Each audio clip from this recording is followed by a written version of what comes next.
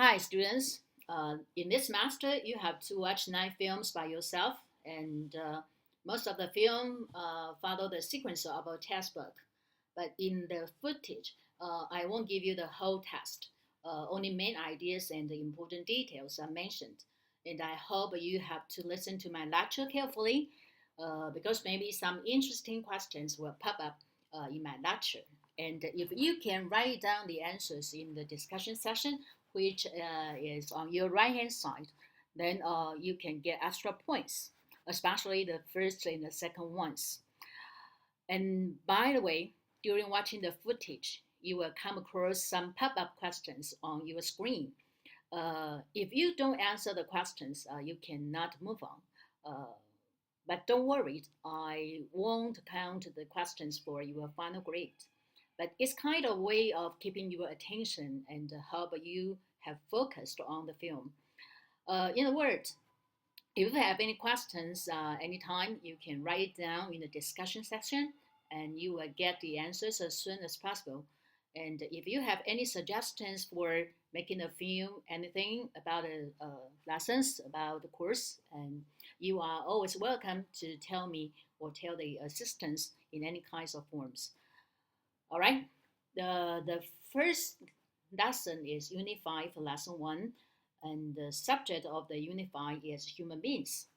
Then I am wondering how much you know about yourself, you as a human being. In fact, I offered a website from BBC, and you can check it out on this platform. There, you can find a lot of knowledge about our body and mind. But if you want to know about the soul, then you have to go to the temple or church to listen to the priest or monks or meditate on your own. But it is said that the weight of our soul is about 21 grams. If you want to know why, then Google it. Well, in this unit, there are 3 lessons which are about the languages and that-handed people. Of course, a lot of topics we can talk about are related to human beings. For example, do you know how many neurons in our brain that are linked with up to 10,000 connections which control our body temperature, blood pressure, heart rate, and breathing, and even our emotions? So we can say our brain is the most important organ in our body, which means even though we are breathing or our heart are still beating, if the brain stops functioning, we are no more than dead people. And in addition to our body, scientists have done a lot of research on our minds. This subject is psychology. Psychologists study human behavior to understand how the mind works and to map out the different sections of the brain. But if a psychologist can not solve your problems of depressions or emotion disorders, you had better go to psychiatrists or shrinks in slang. It doesn't mean you are a psychopath if you go to a psychiatrist. It's normal, just like you have a flu, you go to see a doctor for getting better. Now I'm going to go over the first lesson of this unit. In fact, the schedule shows that we are supposed to study this lesson in class, but that day is a holiday. Then I combine lesson 1 and 2 this week. But each lesson is in one video, and I just spent 20 to 30 minutes on each lesson. By the way, when you are watching the film, I hope you have finished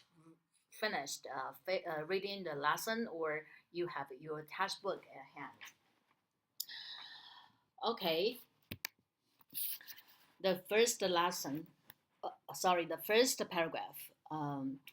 In this paragraph, the first point is about the definition of the language. It's true that most languages consist of sounds, words, characters, gestures, rules, and for the purpose of communication. And the purposes of communication are very complicated, actually. Therefore, we have to learn different ways of convey the same messages.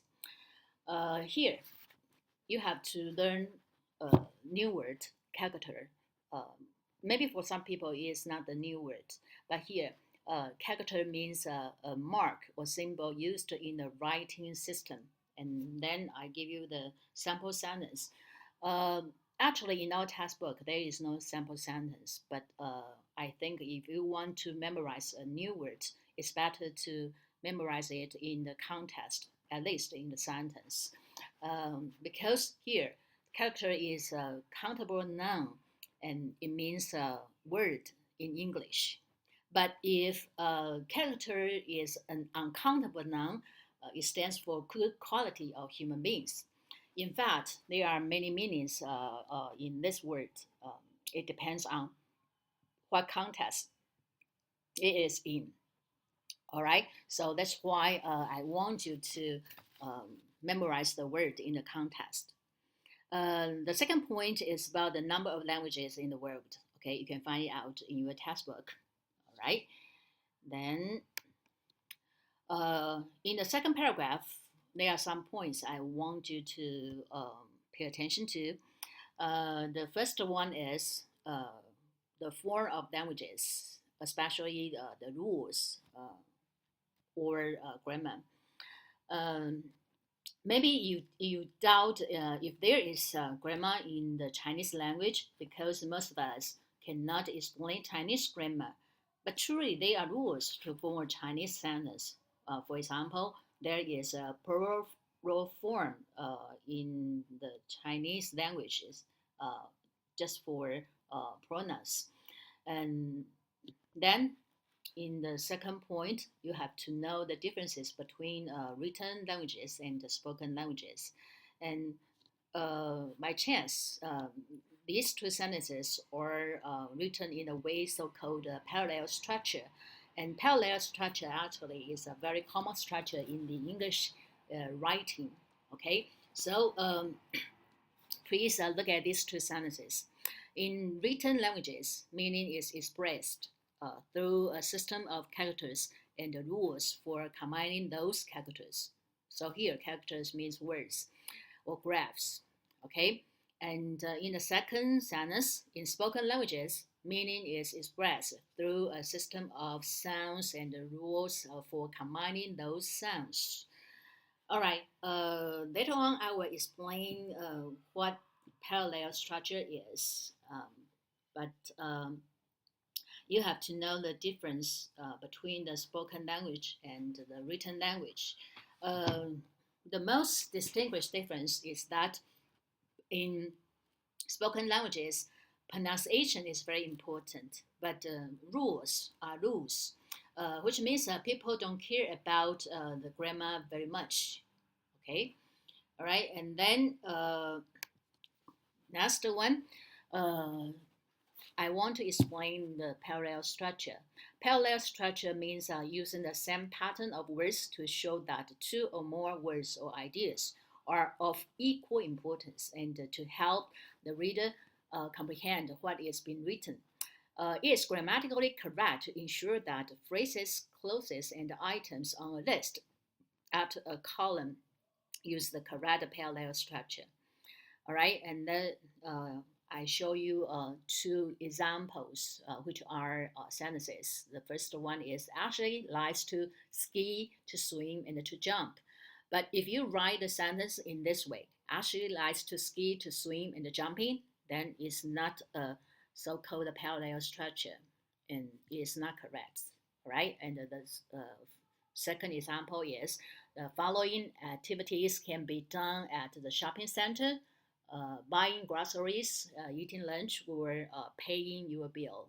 Right, so you can see parallel structure in the sentence usually it is linked by the conjunctions and or word and so on.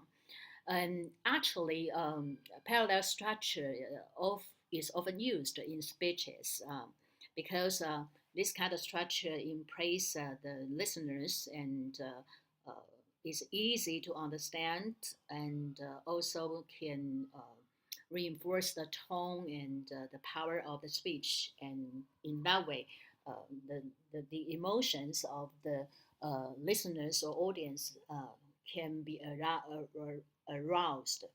Okay, there are two sentences in the following parts. Actually, uh, this is part of the speech by Martin Luther King, who was a fighter for human rights.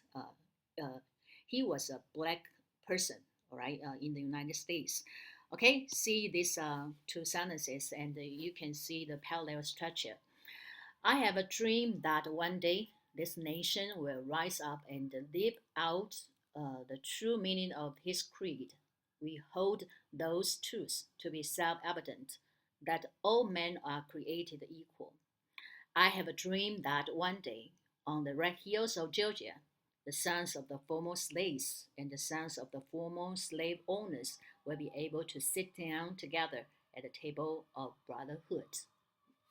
Well, I think that this is a very good example to show you how to write a parallel structure. All right, and then the next one is about sign languages. Sign languages is for people who have problems in hearing.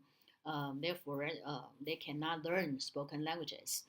Um, so, sign languages is a system of communication by manual signs or gestures. But I'm wondering if people cannot see, then what kind of language they have to use? Do you know the term? All right. If you know the term, please write it down in the discussion section, and you can get the chance to get the extra points. Okay. And then in the following parts, I want you to pay attention to some words you have to use in the formal occasions. In that way, you will not be considered impolite or rude. Okay, if you want to say something, somebody is deaf. I hope you can use he is hearing or she is hearing impaired instead he is or she is deaf. Uh, the same, uh, physically challenged uh, can replace disabled or handicapped, and the mentally challenged replace the word retarded. And it's better to say somebody is slow instead of somebody is stupid. All right, and of course the word fat is quite harmful and humiliating to uh, some people. So overweight is better. All right, and then you can see the picture of the sign language. Uh, all right, in the next paragraph, the first point is about the focus of the different languages. And then in this paragraph, I want you to know the word tone, right? Tone, it means the sound system, and here is the example. But actually, the word tone means differently from this example. Tone in the word tone in the paragraph means the different way to speak a word, a character in Chinese, especially. Uh, as we know, there are four tones in Chinese pronunciation, okay, which we call 四声, right? And then in the following part is about major language families. There are 4 points here.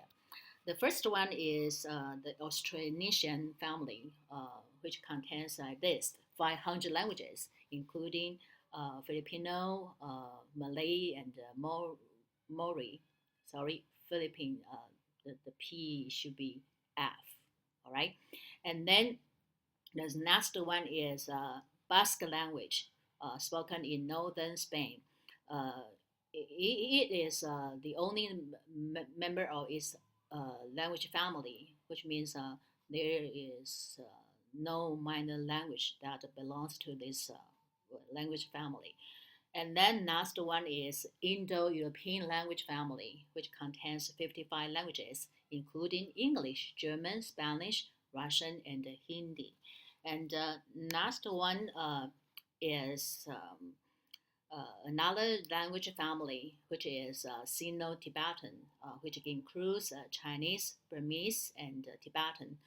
And here, I want you to know two uh, minor points. The first one is language families contain languages that are very different and are divided to closely related branches. All right, we can see even though they are in the same language family, um, they may be very different, but somehow they are also similar parts in the languages in the same family. For example, the last one, English, Dutch, and German are all Germanic languages, which are a branch of Indo-European languages, and many words are very similar. For example, apple in English is apple in Dutch and apfel in German. And then here I want you to learn the phrase in contrast. In contrast means very differently, and in our textbook, in contrast is used as an independent phrase which connects to part of the uh, context or two sentences. But well, here it is used in a different way. All right, in the sample sentence, in contrast to European people, Asian people mainly eat rice as staple food. Stable means important, necessary things in our daily life, such as uh, rice, oil, or soy sauce, and so on.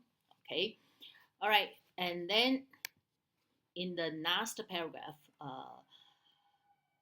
undoubtedly, we know languages are always changing and evolving, but they change quite slowly.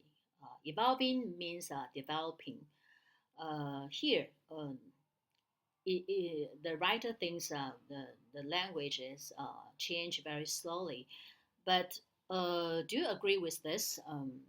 I think, because of the widespread of the internet and the social networking, some languages, especially English, change very fast. Some people even use emojis to express their ideas. Uh, I'm not sure if you know what emojis are, all right? And if you know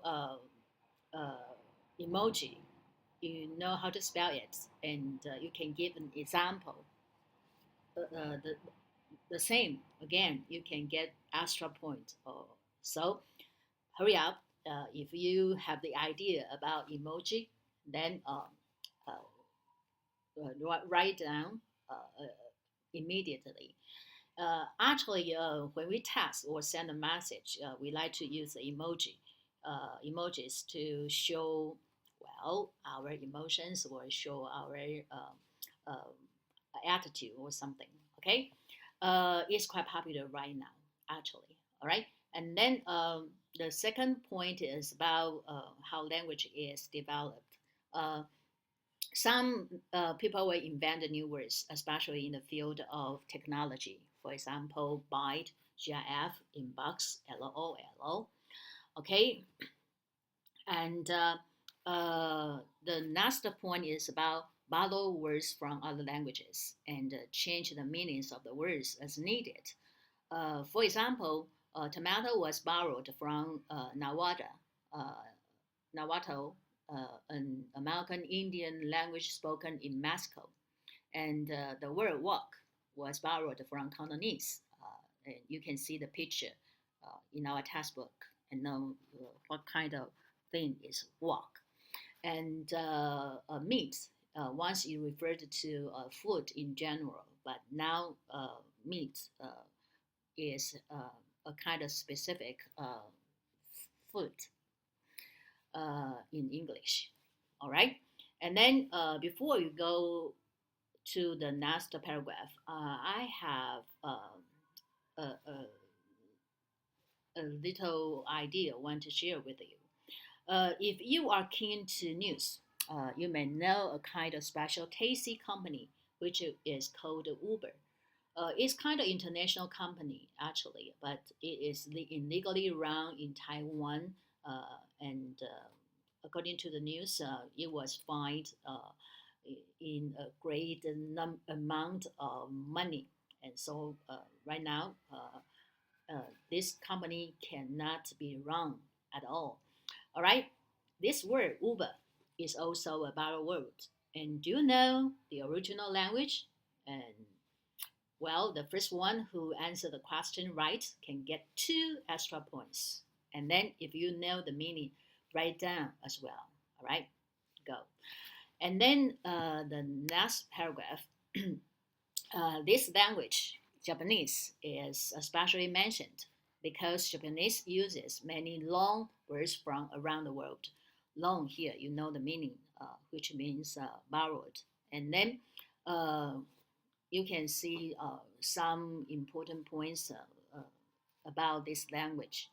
The first one is in the past, many words came from Chinese. For example, library is 图书馆 in Chinese and 図書館 in Japanese. And then some words are borrowed from the countries such as Holland and Portugal. For example, Kobe, which means cup, is from Dutch, and pão, which means bread, is from Portuguese. All right, and in the last half century, most of the new long words have come from English. For example, television game is that telebi game, or pens is that pencil, and then convenience store is that combini. Well, I think you may think it is fun to listen to my Japanese. I don't speak Japanese, but if you speak Taiwanese, you must know Taiwanese also uses many long words from Japanese, since Taiwan used to be a colony of Japan, and Japan is quite near Taiwan as well. And then you will know why some languages use long words. Maybe because of occupation or immigration or imitation. And do you know in which country there are the most overseas Japanese? The answer is Brazil. All right, if you are interested in this fact, you can get online to check it out. And well, remember, in Brazil, Portuguese is the official language. Then you can see the connection of these two languages, Japanese and Portuguese. All right, and then let's come to the next paragraph. All right, in paragraph 8, we learn the following facts. The first one is the most common languages. The world's most common language, Mandarin Chinese, uh, which has more than 1 billion speakers. And then English is the international language for science and business. And in fact, English has more second language speakers than native speakers. As we know, around the world, everyone is learning, is speaking English. So the fact is quite obvious. And here I want you to know how to use the word native. Native is an adjective here, which means belonging to a place. All right. And then in the last paragraph, uh, there are also some important points you have to pay attention to. But this paragraph is quite different. It's about the difference of learning languages between children and adults or adults. All right, two kinds of pronunciation. Uh, there are some facts you have to memorize. For example, most children learn their first language easily, and sometimes other languages as well. But for adults, the situation is different. Adults often must work harder to become fluent in a second language. right? And then child's brain actually acquires a new language differently than adults' brain does. All right, so maybe you will feel very curious how uh, children learn the second language and why it's different from the adults does. Okay, and then in one study, scientists used a special machine to look at the brains of bilingual adults. Children use the same part of their brain to learn both their first language and the second language. Adults, on the other hand, used a different area of their brain to process the second language. Process means to acquire, to digest, and finally to understand. And they can use the word correctly. All right, this means process. This here process is a verb. All right. Okay, so from this fact, I hope you can come to a conclusion. All right, what kind of conclusion? The conclusion is about learning a second language. Uh, when is the best time for a person to learn a second language? All right, and then there are two words you have to remember. The first one is bilingual, and the second one is multilingual or multilingual, two kinds of pronunciation. All right, and then the last paragraph, I want you to pay attention to some points. And this paragraph is the last one of the lesson. The first point is languages have come and gone in the past, but they are now disappearing at a rapid rate, right? Remember, every, okay, uh, in the following points, you will see uh, experts estimate that on average, the world loses a language every 2 weeks. So you will see the actual situation, how languages are disappearing uh, in what kind of rate. Okay. And then the next point is some linguists believe that half of the world's languages would disappear in the next 100 years if we do not do anything. That would be approximately 3,000 languages lost forever. Do you remember how many languages are there right now? 700, which means uh, 100 years later, uh, only 4,000 languages last. Okay, and I don't know if you care about this.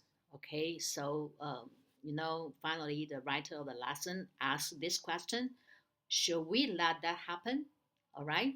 I hope you can discuss this question in your group.